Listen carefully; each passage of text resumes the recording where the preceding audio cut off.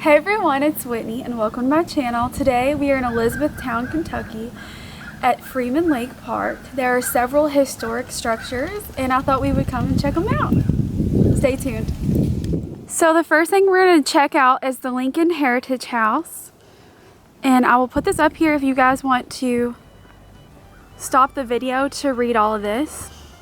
So this is the Hardin Thomas and family home, and the smaller cabin was built in 1789 and the second larger home was built around 1805 with the help of his family friend Thomas Lincoln, Abraham Lincoln's dad. He also built stairways and the mantelpieces and other woodwork around the home. Unfortunately, in 2009 there was a fire and the home was gutted, but they tried to preserve as much as possible.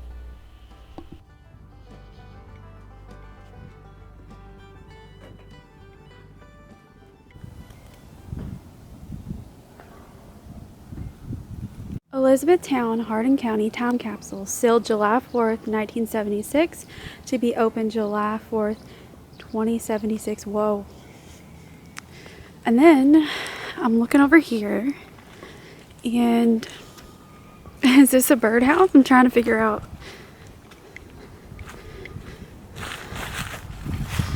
A bird feeder? Something like that. How pretty is this? The sun is shining today. And I thought it would be a nice day for my dad and I to come check this out. So the lake here, this is a reservoir. It hasn't always been here. It's man-made. So the reason why I like coming here in the summer is you can rent out kayaks, pedal boats, paddle boards, and you can even go fishing here. They have a dog park, tennis court, a frisbee golf court, disc golf. I call it frisbee golf. But it's really a beautiful park. It is free to come out here and enjoy. It's really cheap to rent a paddle board or kayak to just come out here for a few hours and enjoy. Okay, so I'm not really sure the story on this, but it says Valley Creek Watershed, 4 structures, 1963 to 1972. I need to look that up. I don't know any history on it, but we're still making our way over to the Summit School. Me and my dad are kind of out of breath. We're making it. He has a bad knee. I have some junky lungs, so we're almost there. It's so beautiful. I love the pop of color. Most of these old schools, you know, you see that have been preserved are mainly white. Summit School first opened its doors in 1892. There were around 80 to 100 students in this one-room school. Can you believe it? It was so popular that they had to build Summit number 2.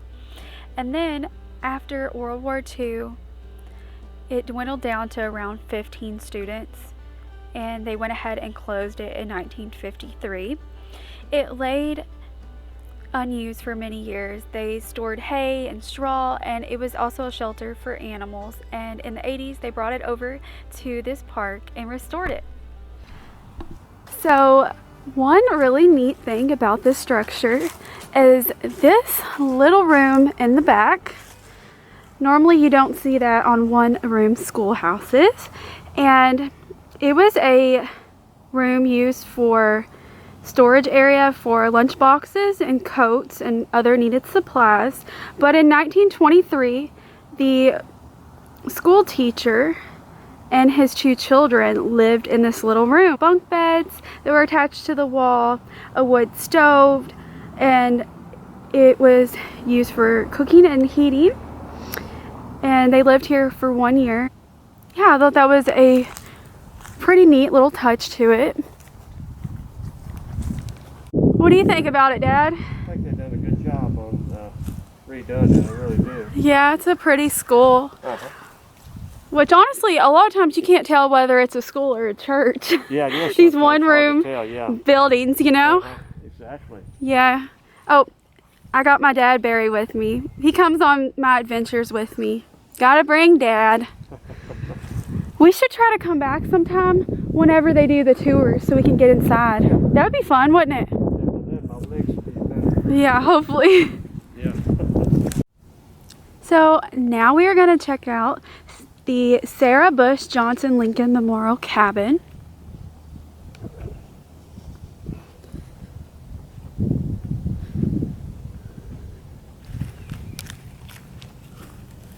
Oh, I love how the moss is growing on the roof. It looks really cool.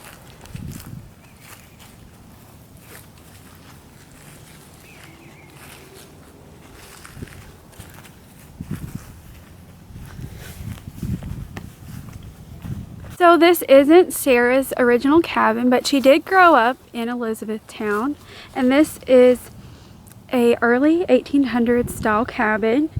And when they used the logs to make this, they were 122 years old, so it is of that period and size that she would have lived in. During the summer they plant a garden, and I guess she really liked flowers next to her home, and it says they also do tours of it during the summertime.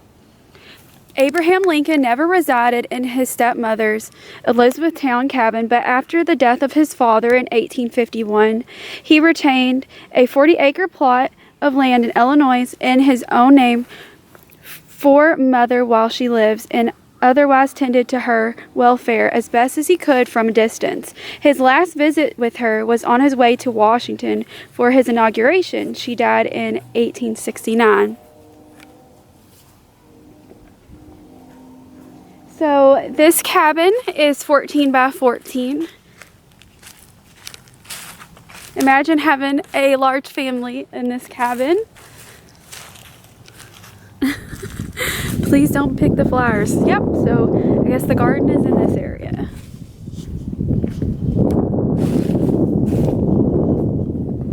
Okay, neat.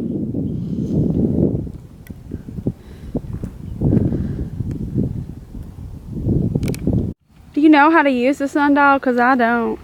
Well, you just see it. You know, it has the numbers and the time of day. It'll show it. So I just noticed this writing, and it says the most famous stepmother in American history. This is part of the Lincoln Trail. If you guys are interested, I did go to Hodgenville to Lincoln's birthplace if you want to check out the video on my channel. So this is the site of the Miller Thomas Cemetery. The Hardin Thomas cabin is what we just saw, the Lincoln Memorial Cabin. So Hardin Thomas lived from 1766 to 1837. So I guess he's buried here? You hear that bird? I'm not for sure either. I love this angel. Isn't that so pretty? What a shame that these broke off. I'm not sure if it just naturally did it or if people did it. I don't know if you can tell. See the little flowers springing up? First sight of spring. So it says, in June 1782, Christopher Miller, a boy about 12 or 13 years old, was taken prisoner by the Shawnee Indians in the county of Jefferson, now Nelson County, in the state of Kentucky. The Indians carried him to their towns near the head of the Wabash, I'm sorry if I mispronounced that, where he remained prisoner until 1794. What is that, 12 years? And during his time of captivity, he learned the languages of several tribes of Indians, their ways, habits, manners, and customs. In March of 1794, he was in advance of the Indians, hunting not far from Fort Greenville, where the American army under General Wayne was stationed. The spies of General Wayne surprised him in his camp and took him prisoner. He was carried to Fort Greenville after being recognized by his brother Henry, a spy for the American army, who had also been captured in 1782 by the Indians, but escaped after a few short years. Christopher Miller was urged by his brother to abandon the Indians and rejoin the civilized life as a spy for the general. From March until August, he rendered valuable and important services by scouring the country in advance of the army, obtaining intelligence as the movements of the Indians, and from time to time taking prisoners. The services he rendered were important, and excellence he obtained, essential to the movements and safety of the American army. And it just continues talking about it and stuff. Wow, that's interesting. Wow, a 1700 spy. That's pretty cool. Let me know, have you guys ever heard of him? I haven't, so I like learning something new. Thank you so much for joining me and my dad on today's adventure. Make sure to subscribe if you aren't subscribed already. I do all kinds of videos around the state of Kentucky, and I hope to travel more. Thank you so much for watching, and I'll catch you real soon. Bye!